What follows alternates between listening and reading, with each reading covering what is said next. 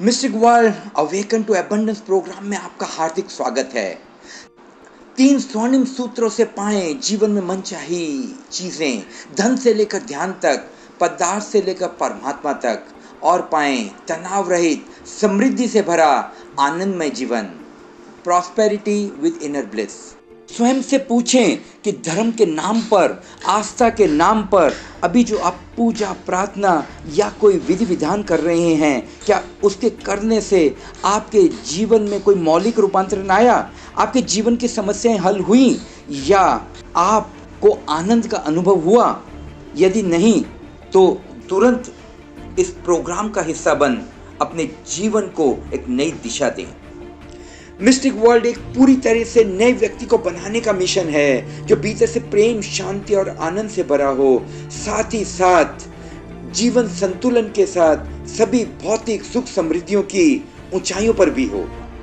यह आश्चर्य की बात है कि कोई पशु, कोई पक्षी इतना तनावग्रस्त नहीं जितना कि आज का मनुष्य है। प्रत्येक पशु पक्षी वही काम करता है जो हर मनुष्य करता है: खाना पीना और संतान उत्पत्ति।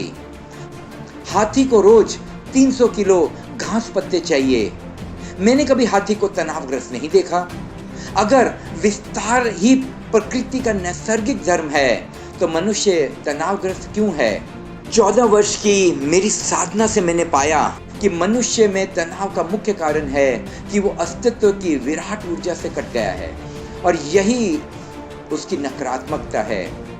मनोवैज्ञानिक कहते हैं कि जब बच्चा पैदा होता है, थोड़ा बड़े होने तक उसे कोई तनाव नहीं होता, मगर जिस दिन वो पहली बार अपने माँ को ये कहता है, जब उसे माँ पूछती है कि क्या तुम ये कपड़े पहनोगे, और वो अपनी फरमाइश रखता है मैं ये नहीं पहनूंगा, उस दिन से वो अस्तित्व से अलग होना शुरू हो जाता है। आपके पास महंगे से महंगा मोबाइल हो, मगर यदि उसमें मोबाइल की बैटरी चार्ज ना हो तो क्या आप उस फोन का इस्तेमाल कर पाएंगे? धर्म ऊर्जा, संवर्धन और उसे दिशा देने का नाम है, मगर तनाव के कारण हम जीवन भर इस ऊर्जा को व्यय करते रहते हैं। क्या आप ऐसे जीवन की तलाश में हैं जो धन समृद्धि की ऊंचाइयों पर भी हो और तनाव से मुक्त भी हो? क्या आप ये महसूस करते हैं कि आपके जीवन का कोई स्पष्ट लक्ष्य या दिशा नहीं है? क्या आप अपने बिजनेस, कैरियर, जॉब में तरक्की हासिल करना चाहते हैं? क्या आप पैसों की तंगी को रोजमर्रा के जीवन में अनुभव करते हैं? कर्ज, कानूनी और पारिवारिक समस्याओं ने आपकी नींद हराम कर दी है। क्या आप बच्चों की पढ़ाई और उनके कैरियर संबंधी समस्याओं के लिए सदैव चिंतित रहते हैं? क्या आप शारीरिक, मानसिक बीमारियां जैसे कि ओसीडी, डिप्रेशन, एंजाइटी, अत्यधिक विचारों का आना, गिल्ट, भूतकाल की खराब स्मृतियां, कम आत्मविश्वास, नींद की परेशानी, नकारात्मक विचार इत्यादि से जूझ रहे हैं और उससे मुक्ति पाना चाहते हैं?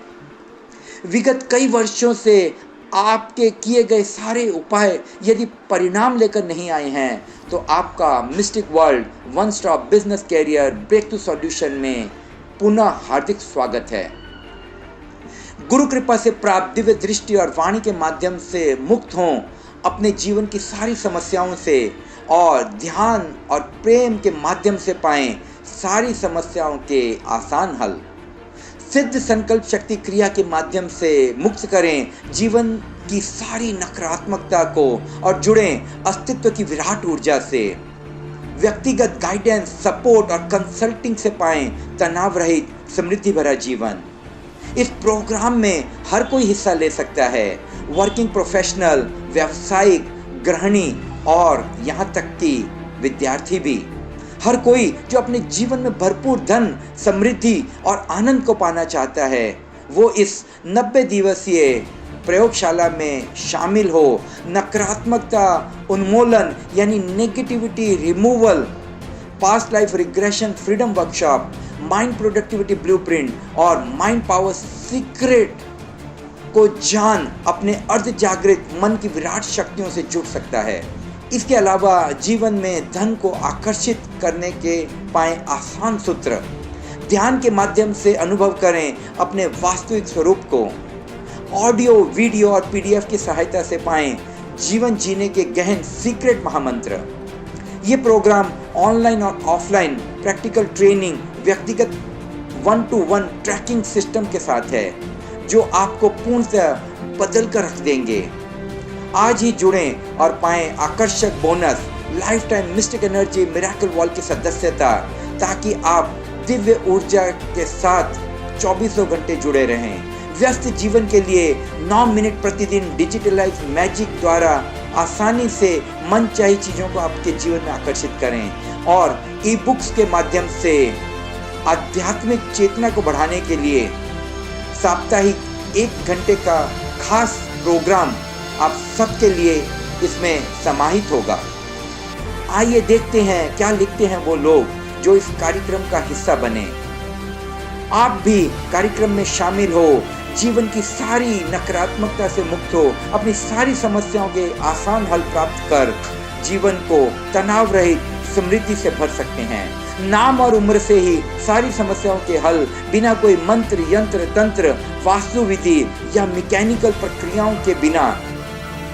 यदि आप समृद्धि से भरा तनाव रहित जीवन जीना चाहते हैं और 3 आसान सूत्रों से जीवन में मनचाही चीजों को हासिल करना चाहते हैं, तो तुरंत रजिस्टर करें और पाएं एक्सक्लूसिव ऑफर आज ही।